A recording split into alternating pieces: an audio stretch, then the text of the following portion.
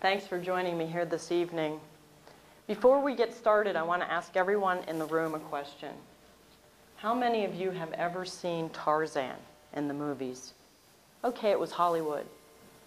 But weren't you at least a little bit curious about what it was like beyond your own borders? Can afford to travel and visit those other countries. I couldn't afford it. One day while I was reading the newspaper, there was a story about Somalia.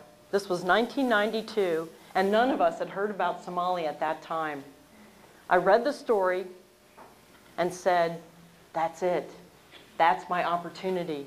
I'm going there. I looked it up and found out it was in the Horn of Africa. I called the doctor that was interviewed in the article, and within 1 month, I was living and working in Somalia. Well, be careful what you wish for, because you just might get it. And when I arrived in Nairobi, Kenya, I remember those Tarzan movies, guys swinging from vines. I found people swinging all right, but not from vines in Nairobi, Kenya, more like clubs and discos, like here. Nairobi, Kenya was a cosmopolitan city of 2 million with traffic jams and international airports. Nothing like the Tarzan movies. It was a 2.5-hour flight from Nairobi, Kenya to Mogadishu, Somalia, where we landed on a dry dirt runway. And as I stepped off the plane and looked around, I saw nothing but shot-up buildings. I heard no sounds of children laughing, only the bursts from AK-47 automatic weapons. I was petrified. I wanted to go home. What had I gotten myself into?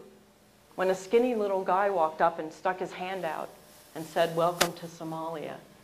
He said, "Mary, it is so dangerous here, you won't be able to travel anywhere without an armed guard. You'll have one on the roof of your vehicles and one at each window.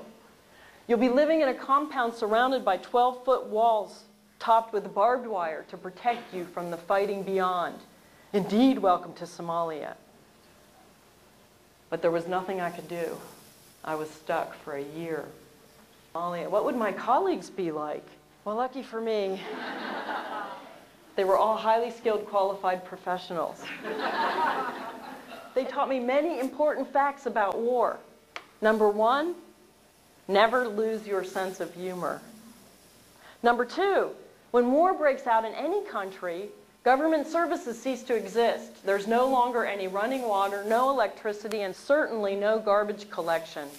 The scene in front of you is what I found lining the streets of Mogadishu and just outside the hospital where I was going to be volunteering. And to my horror, I don't know if you can see this, a human foot lies in the center of this rubbish. I couldn't help but wonder, what happened to the rest of that person?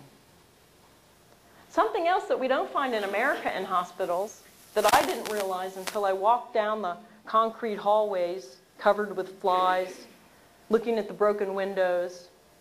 I stepped past a man that called out in perfect English. But in Mogadishu, almost nobody spoke English. I was startled. The man called out, help me," and grabbed my leg. I squatted down beside him to find out what he wanted. He told me that he'd come from Sudan, another country, to work in Somalia when war broke out. His family was still in Sudan and he was sending money home to them. He was teaching in the university, teaching English, which is why he spoke so well. But he wanted help. I wanted to find out what I could do to help him. And he said, "Give me medicine, give me pills." But he wasn't sick, so I couldn't give him any medicine. But I couldn't walk away and leave him there either. So I racked my brain, what could I do for this man that I could do for everyone? And I came up with an idea. I said, "I'll give you something, but it's not medicine. And in return, you have to give me something." I said, "I'll give you a bath, but you have to wash your own clothes." So we got a big metal feeding trough, filled it with water, set it on the floor, arranged some room dividers around the trough, and I took his hand, his skinny, bony hand, because he was probably not even 100 pounds. I had a bar of soap in my pocket just for this occasion and dipped it in the water and began rubbing his hair. Sprinkled some soap powder on his clothes so he could wash them. When a Somali came up and grabbed the soap away and said, "Give me that." And I thought, oh, maybe Somalis are prejudiced against Sudanese. What have I done? And the Somali dipped the soap in the water and started washing the man's back. And pretty soon we had several hands in that bucket washing the man. And he started to smile, kind of like some of you guys imagining a bunch of nurses bathing you in a bucket. He smiled bigger and bigger, and finally when the water was so dirty we couldn't see his clothes at the bottom, he stood up and I wrapped a sheet around him toga style. And he reached over and grabbed my hand and said, "Long life, Mary." He had given me something really valuable. And that I had given him hope and made him feel like a person. And not only did he wash his clothes that day, but he stayed in the hospital and volunteered. And every day we passed in the hall, he'd say, "Long life, Mary." And I'll never forget him.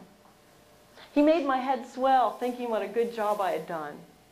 But in fact, the Somalis themselves, the ones that stayed behind to help, that were doing the better job. Ever wonder, what does a hero look like? Forget about George Clooney on TV. It's a little guy, 5'5", with dark skin and a crippled foot. That's the picture of a hero. How you can dress appropriately in another country like Somalia.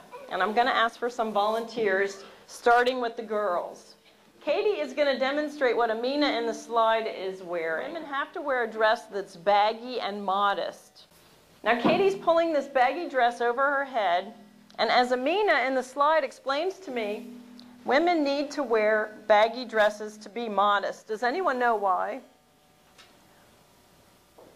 Well, Amina tells me because men cannot control themselves. And if women wear baggy dresses to hide the curves of their bodies, then men are less driven to insanity when they see them. So we've taken Katie's curves away, and I see the men are calming down a little bit, but we haven't finished yet. Amina tells me that hair is the sexiest thing a woman has. So we have to hide Katie's hair. Dang it. Yep. The scarves that the women wear can be any size and shape. But this particular one is about 1.5 yards long. And hold it up there over your forehead. And we start twisting on each side up on Katie's forehead. I think I'm going to get one of these. Yes. You can make your own, and I'll tell you how in a little while. But she still looks gorgeous. We keep making her more modest, and she's getting more beautiful. Look, check it out. Oh, I love it. It looks cool, doesn't it? Look at all your colors. And the other thing is the colors don't match. They look cool.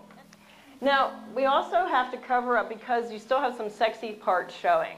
Your curves of your neck and your chest is very sexy, and I see the men are just not relaxed. The people in Somalia are pretty much 99% Sunni Muslim, and when you look at this kind of outfit, you associate it with Islam or Muslim religion.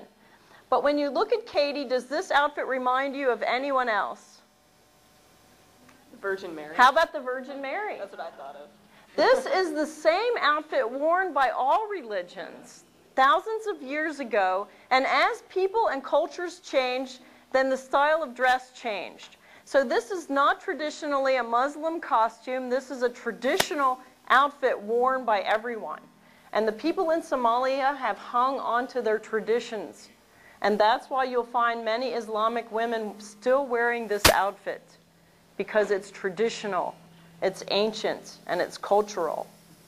So let's give Katie a big hand because she makes Katie. Do you want to leave stuff back? You can take it off. I didn't want to leave the guys out because I know all of you are anxious to come up and wear your man cloth. So I'm looking for a male volunteer. Yeah, take your jacket off, but you know you have to take your trousers off too. Do you want to leave stuff back?